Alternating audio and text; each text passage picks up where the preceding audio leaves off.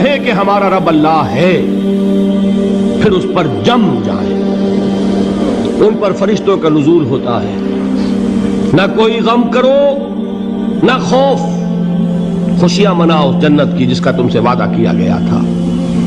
اللہ کی ربوبیت پر اطمینان جب انسان کو ہو جاتا ہے، میرا رب اللہ ہے، ربی اللہ، انسان کے لیے نہ کوئی کھٹکا، نہ کوئی خطرہ، نہ کوئی خوف، نہ کوئی حزن۔ جو کچھ ہو رہا ہے کس کے اذن سے ہو رہا ہے؟ اللہ کے اذن سے۔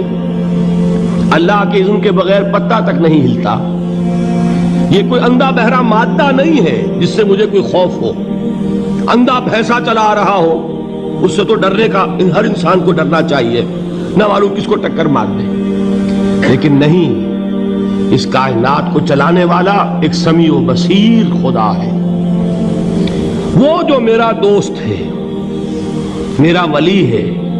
اللہ ولی الذین آمنوا یخرجہم من الظلمات الی النور۔ اللہ اہل ایمان کا ولی ہے، ساتھی ہے، پشت پناہ ہے، مددگار ہے، حمایتی ہے۔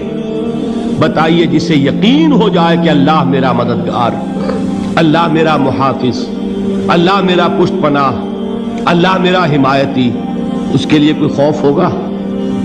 اس سے کوئی ڈر ہوگا؟ میں مثال دیا کرتا ہوں ایک بہت سادہ، پنجاب کے دیہات کی۔ وہ بڑا چودھری ہے اور کوئی غریب کسان ہے۔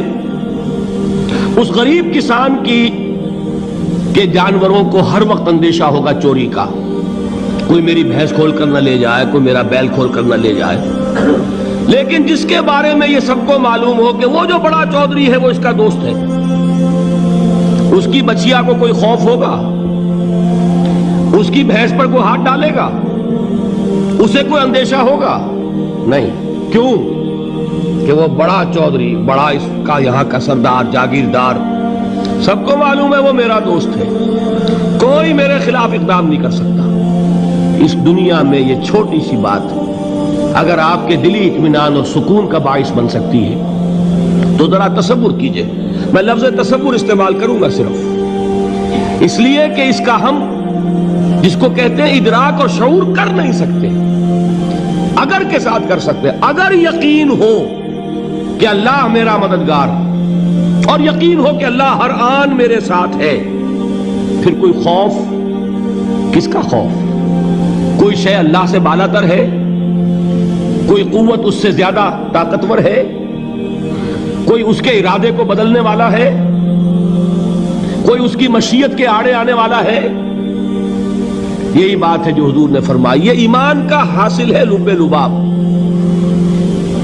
کہ دیکھو اچھی طرح اس بات کو ذہن نشین کر لو، اگر تمام انسان مل کر تمہیں کوئی نقصان پہنچانا چاہے نہیں پہنچا سکتے مگر جو کچھ اللہ نے لکھ دیا ہو، اور تمام انسان مل کر تمہیں کوئی نفع پہنچانا چاہے نہیں پہنچا سکتے مگر وہ شے جو اللہ نے طے کر دی۔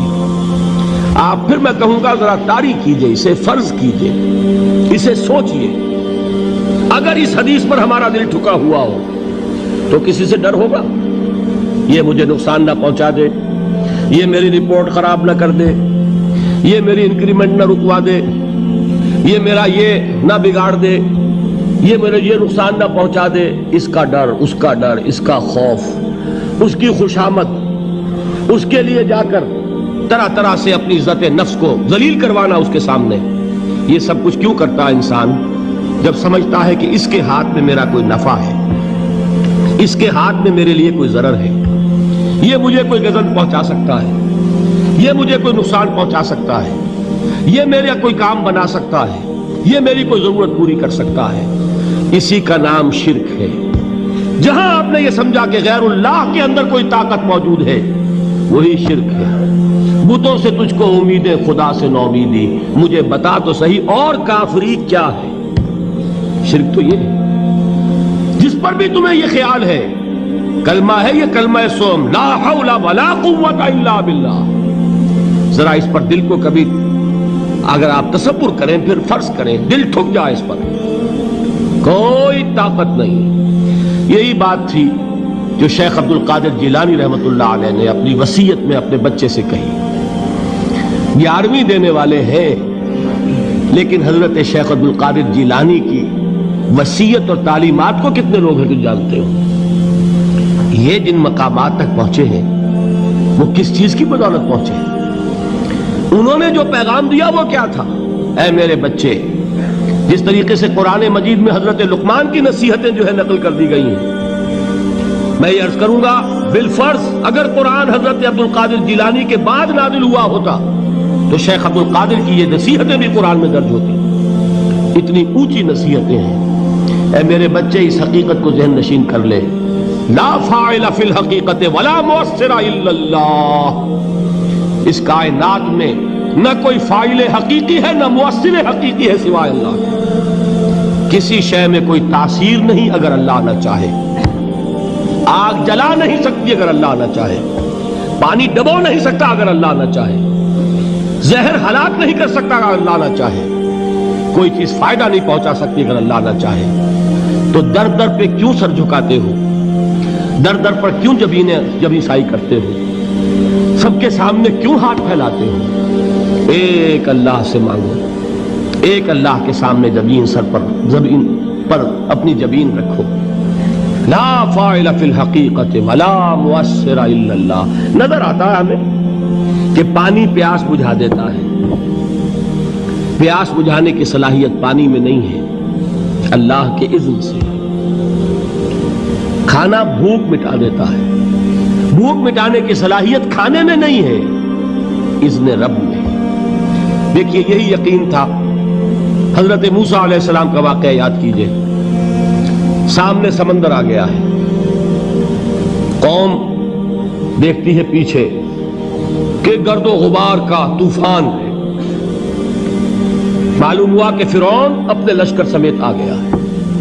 لشکر جب چلتا تھا تیز رفتاری کے ساتھ تو گرد و غبار کا جو طوفان اٹھتا تھا اس کا تصور کیجئے. اور لمحہ بلمحہ وہ قریب آ رہا ہے. پوری قوم نے کیا کہا؟ اے موسیٰ انا لمدرکون، اے موسیٰ ہم کو پکڑے گئے. قرآن مجید نے تو یہاں وہ باتیں نہیں لکھی ہے، لیکن تورات میں یہ درج ہے کہ بنی اسرائیل جھگڑنے لگے، دست و گریبان ہو گئے موسیٰ کے ساتھ. موسیٰ ہمیں یہاں مروایا لا کر، اس سے تو ہم ہی بہتر تھے. وہاں کھانے کو ملتا تھا، زندگی تو تھی، بیگار ہم کر رہے تھے، موت تو نہیں تھی. اب جو کچھ ہوگا اس کا تصور کرو، جس طریقے سے ہمارے ٹکڑے اڑائے جائیں گے. تو لڑ رہے ہیں حضرت موسیٰ علیہ السلام سے. یہ تورات کی تفصیل ہے. قرآن میں صرف اتنا آیا ہے، پریشان ہو کر انہوں نے کہا انا لمدرکون، موسیٰ ہم تو پکڑے گئے. اس وقت موسیٰ کا جواب کیا ہے؟ کلا ان معی ربی سیہدین. نہیں، میرے ساتھ میرا رب ہے، وہ راستہ دے گا. بتائیے کہاں راستہ نظر آ رہا ہے؟ یہ ہے ایمان بالغیب. راستہ نظر نہ آئے تب اللہ پر یقین ایمان ہے. جیب میں پیسے ہوں اور تب دل کو اطمینان ہے تو ایمان کس پر ہوا؟ پیسے پر، اللہ پر نہیں. جب وسائل و ذرائع نہ ہو اور پھر یقین ہو کہ اللہ مسبب الاسباب ہے، وہ اسباب کا پابند نہیں ہے، وہ اسباب کا محتاج نہیں ہے، اسباب اس کے محتاج ہے. اگر یہ یقین ہے تو اللہ پر ایمان ہے. یہ نہیں ہے تو تمہارا ایمان اسباب پر ہے، وسائل پر ہے، ذرائع پر ہے، مادیات پر ہے، اللہ پر نہیں. اس وقت کہاں راستہ تھا؟ کوئی راستہ تھا؟ سمندر ہے اور ادھر سے لشکر آ گیا ہے. کلا ان معی ربی سیہدین. اب دیکھیے ایمان کہہ دینا آسان ہے، ہوا معکم اینما کنتم، جہاں کہیں بھی تم ہوتے ہو اللہ تمہارے ساتھ ہوتا ہے. لیکن اس کا یقین قائم ہو جائے تو زمین و آسمان کا فرق واقع ہو جائے.